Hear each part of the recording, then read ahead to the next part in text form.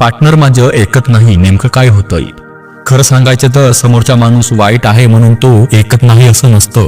बऱ्याच वेळा त्यालाच कळत नसतं की आपण काय अपेक्षा ठेवतोय. कधी काय होतं माहितीये का, तो किंवा ती खूप थकलेला असतो, डोक्यात आधीच 1000 विचार असतात. अशा वेळी आपण काही सांगायला गेलो तर शब्द कानावर पडतात पण मनापर्यंत पोहोचतच नाही. कधी आपण रागात बोलतो, आवाज चढतो, तेव्हा समोरच्याला असं वाटतं मी चुकच करतोय काय. मग तो ऐकण्याऐवजी स्वतःचं संरक्षण करायला लागतो. काही लोकांना ऐकायची सवयच नसते. लहानपणापासून त्यांना कोणी शांतपणे ऐकून घेतलेलंच नसतं, त्यामुळे ते उत्तर द्यायला तयार असतात पण समजून घ्यायला नाही.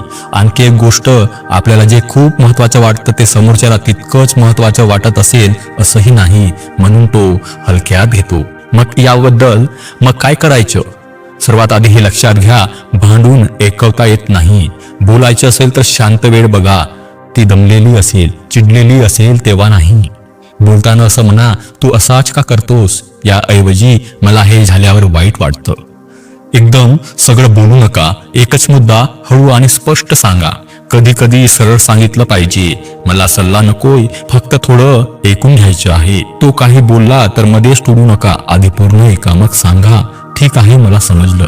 आणि तरीही वारंवार ऐकलं जात नसेल तर स्वतःला कमी लेखू नका.